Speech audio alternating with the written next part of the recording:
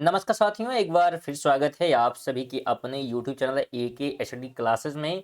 इस वीडियो में वापस जो है बिल्कुल एनालिसिस बेस जो है 40 जो है एमसीक्यू लेकर हम उपस्थित हैं, जो कि आरआरबी रेलवे ग्रुप डी परीक्षा के लिए जो है बिल्कुल इंपॉर्टेंट होगी और आने वाले शिफ्टों के लिए जो बिल्कुल इंपॉर्टेंट होगी। तो वीडियो को बिल्कुल कंप्लीट देखेंगे। इसमें हम करंट अफेयर देखने वाले हैं और विज्ञान के प्रश्न जो है देखने वाले, जो कि आपके एग्जाम में पूछे गए हैं। बिल्कुल 100% जो है ओरिएंटेड यहाँ पे जो है प्रश्न क्या है कराए जा रहे हैं। इसलिए अगर आप चैनल पर नए होंगे तो चैनल को ज़रूर सब्सक्राइब कर लें, जिससे कि जब भी क्लासेस स्टार्ट होंगी आपको नोटिफिकेशन मिल जाएगा और बिल्कुल आप बेहतरीन जो है स्कोर कर सकते हैं। साथ में महत्वपूर्ण जो है करंट अफेयर की सीरीज भी कराई गई है और साथ में साइंस के भी प्रश्न कवर किए गए, तो उन वीडियो को आप लोग जरूर देखें। आपको लिंक जो है आई बटन पे और डिस्क्रिप्शन में देखने को मिल जाएगा और इस वीडियो को बिल्कुल आप कंप्लीट देखेंगे। और वीडियो की शुरुआत करते हैं एक महत्वपूर्ण जो है खुशखबरी वाले क्वेश्चन के साथ। यहाँ पे क्वेश्चन हमारा है कि आगामी जो है रेलवे ग्रुप डी भर्ती में कितनी रिक्तियां आने की संभावना है। तो बिल्कुल ये सभी जो है खुशखबरी वाले जो है प्रश्न हैं। तो यहाँ पे ध्यान रखिएगा, लगभग 22,000 प्लस जो है वैकेंसी जो है ग्रुप डी की बिल्कुल आने वाली है।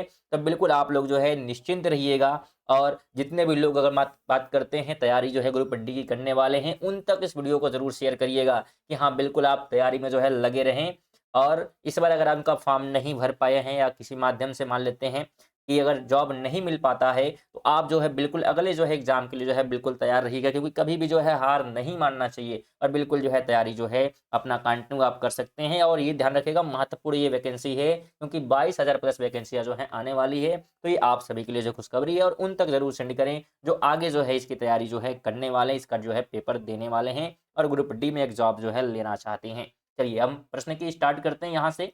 पहला हमारा प्रश्न कहता है कि वर्ष 2025 में कुल कितने खिलाड़ियों को मेजर ध्यानचंद्र खेल रत्न पुरस्कार से सम्मानित किया गया। बिल्कुल आप सभी जो है आंसर देते हुए जो है कमेंट बॉक्स में चल सकते हैं और चेक कर सकते हैं कि आप इनमें से कितने प्रश्न जो है सही कर पा रहे हैं। तो बिल्कुल पूछा जा रहा है कि कितने खिलाड़ियों को मेजर ध्यानचंद्र खेल रत्न पुरस्कार जो है दिया गया है। तो ध्यान रखिएगा, 4 जो है खिलाड़ियों को दिया गया है। तो सी ऑप्शन बिल्कुल आपको ध्यान होना चाहिए। अगला प्रश्न कहता है कि 2025 में निशानेबाजी के लिए मेजर ध्यानचंद्र खेल रत्न अवार्ड किसे दिया गया। तो किसे दिया गया ये पूछा गया।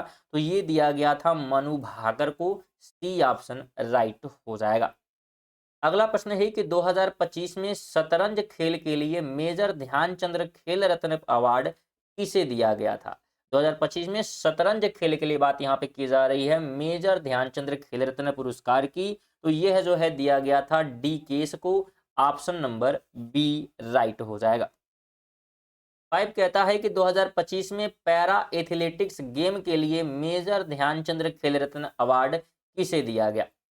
तो ये जो है बात की जा रही है एथलेटिक्स गेम के लिए मेजर ध्यानचंद्र खेल रत्न पुरस्कार की। तो ये दिया गया था प्रवीण कुमार को। डी ऑप्शन राइट हो जाएगा। बिल्कुल एक प्रश्न जो है बिल्कुल आपका पेपर में बना है और उससे जुड़े हुए सभी प्रकार के प्रश्न आपके कवर हो रहे हैं, ताकि अगर किसी प्रकार से अगर प्रश्न बन जाए तो बिल्कुल आप एक भी प्रश्न को छोड़कर ना आए पेपर में। चलिए आगे बढ़ते हैं। तो 6 नंबर हमारा कहता है कि 2025 के म्यांमार भूकंप के जवाब में भारत द्वारा शुरू किए गए मानवीय राहत और बचाव अभियान का नाम क्या था। तो क्या नाम था जब भूकंप आया था तो वहां पे जो है सहायता पहुंचाने के लिए जो है शुरू किया गया था। तो उसका नाम था ऑपरेशन ब्रह्मा। बी ऑप्शन इसका राइट हो जाएगा। आगे बात करते हैं। तो ऑपरेशन ब्रह्मा भारत सरकार द्वारा किस तारीख को शुरू किया गया। कब शुरू किया गया ऑपरेशन ब्रह्मा, जो कि क्यों चला था, क्योंकि भूकंप बिल्कुल आप देख सकते हैं म्यांमार में भूकंप आया था और यहाँ पे सहायता के लिए शुरू किया गया था। तो यहाँ पे हमसे यही पूछ रहा है कि कब शुरू किया गया। तो डेट की बात करेंगे तो 28 मार्च 2025 को जो है शुरू किया गया था। बी ऑप्शन इसका राइट हो जाएगा। 8 कहता है कि 2025 लॉरियस वर्ल्ड स्पोर्ट अवार्ड में breakthrough of the year का पुरस्कार किसे दिया गया। तो इसमें जो है पुरस्कार दिया गया था लामिन यामाल को। सी ऑप्शन राइट हो जाएगा। 9 कहता है 2025 में world sport man of the year का पुरस्कार किसे दिया गया। तो ये पुरस्कार जो है दिया गया था मोंडो डुप्लॉटिस को। सी ऑप्शन राइट हो जाएगा। 10 कहता है कि world sports women of the year 2025 का पुरस्कार किसने जीता। तो अगर हम इस जो है पुरस्कार की बात करेंगे तो ये जीता गया था सिमोन बॉयस के द्वारा, बी ऑप्शन राइट हो जाएगा। 11 कहता है 2025 में world team of the year का पुरस्कार किस टीम को दिया गया? 2025 में world team of the year का पुरस्कार यहाँ पे पूछा जा रहा है, तो ये दिया गया था रियल मैड्रिड को, बी ऑप्शन इसका राइट हो जाएगा। 12 कहता है कि 2025 लॉरियर्स वर्ल्ड स्पोर्ट अवार्ड में स्पोर्टिंग आइकन का अवार्ड किसे दिया गया?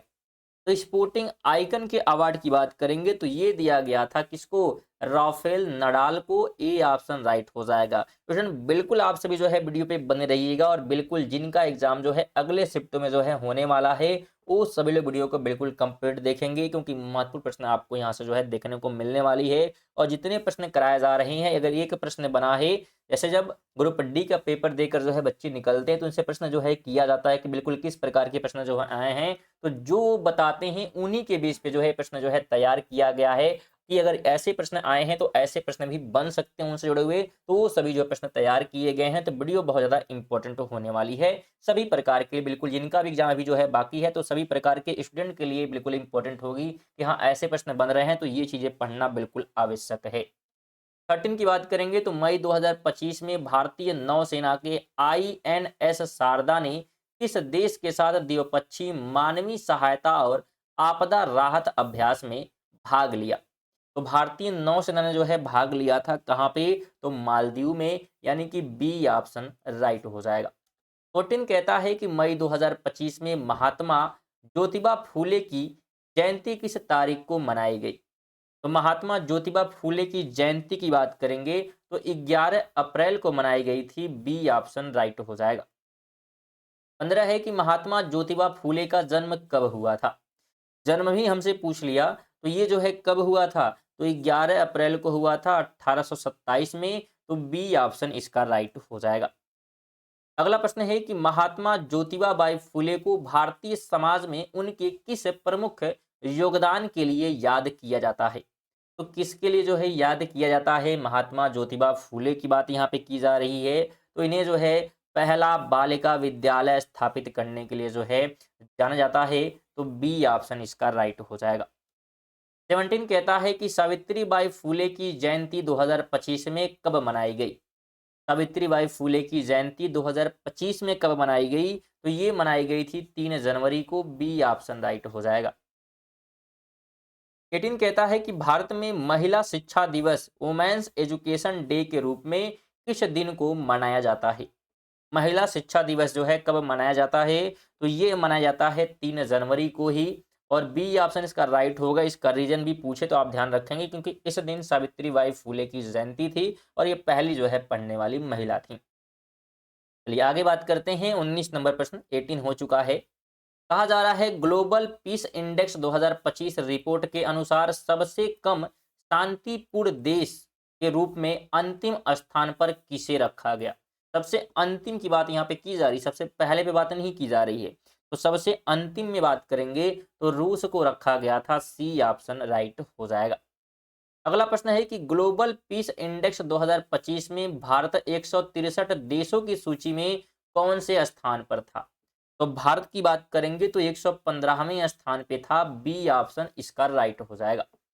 21 कहता है ग्लोबल पीस इंडेक्स 2025 में पहले स्थान पर कौन सा देश था? बिल्कुल एक भी प्रश्न जो है छूटने वाला नहीं है, क्योंकि जिस प्रकार के प्रश्न बने हैं उससे रिलेटिव सभी प्रकार के क्वेश्चन जो है तैयार कर लिए गए हैं।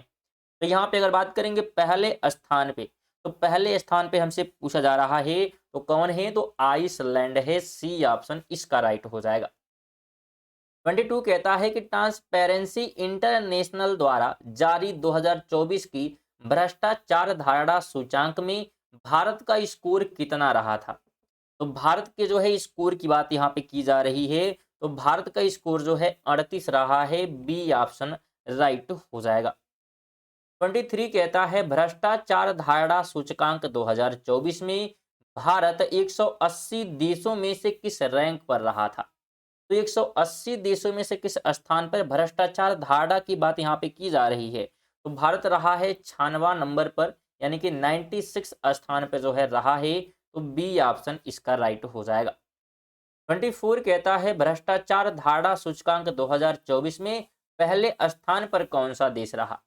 तो अगर पहले स्थान पे बात करेंगे तो डेनमार्क रहा है, सी ऑप्शन राइट हो जाएगा। क्वेश्चन अगर वीडियो आपको पसंद आ रही है तो वीडियो को आप लाइक कर सकते हैं, साथ में कम से कम एक लोग को जरूर शेयर करिएगा, विशेषकर आपसे निवेदन है। और नए होंगे तो बिल्कुल आप चैनल को सब्सक्राइब कर सकते हैं, जिससे कि जब भी क्लासेज स्टार्ट होंगी आपको नोटिफिकेशन मिलता रहेगा। साथ में बता दें आपको कि आप हमारे चैनल के माध्यम से करंट अफेयर भी क्या है तो कवर कर सकते हैं। रेगुलर बेसिस पे जो है करंट अफेयर जो है कवर कराए जाते हैं। सुबह में वीडियो जो है आती है 6 बजे करंट अफेयर की, जिसमें अगर हम बात करें तो 20 प्लस एमसीक्यू जो है कर दिया गया है। पहले 15 ही कराए जा रहे थे, लेकिन 20 प्लस एमसीक्यू कर दिया गया है, तो वीडियो इंपॉर्टेंट होगी जिनका भी ग्रुप डी का एग्जाम है, क्योंकि आप प्रेजेंट टाइम का करंट अफेयर भी पढ़ें और पीछे के भी पढ़ेंगे तो बिल्कुल आपकी पकड़ जो है बिल्कुल यहाँ पे बनने वाली है मजबूत तरीके से पेपर पर।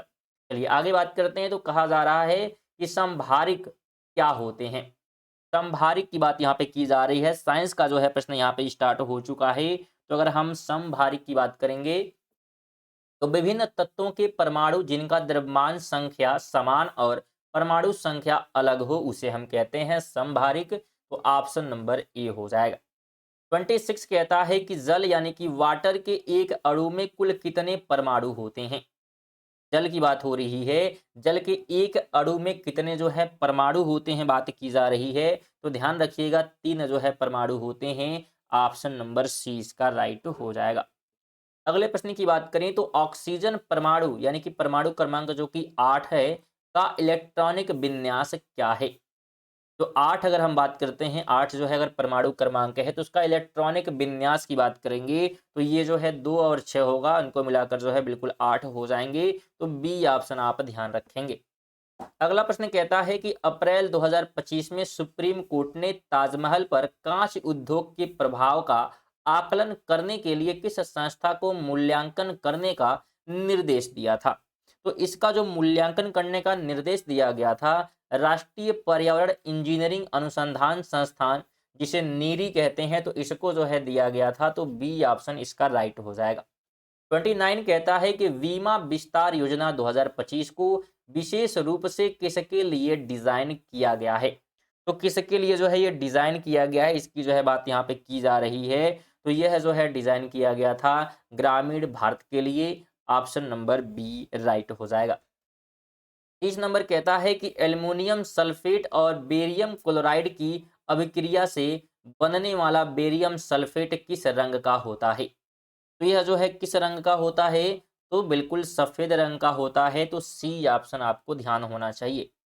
अगले प्रश्न की बात करेंगे तो एल्युमिनियम सल्फेट और बेरियम क्लोराइड की अभिक्रिया किस प्रकार की अभिक्रिया का उदाहरण है?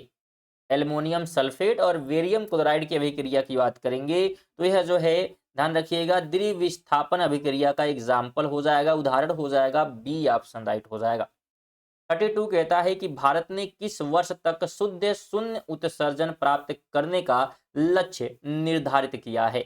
नेट जीरो की जो है बात की जा रही है, इसका लक्ष्य जो है 2070 तक रखा गया है। सी ऑप्शन राइट हो जाएगा। 33 कहता है कि 2025 के आयुर्वेद दिवस का आधिकारिक थीम क्या रहा?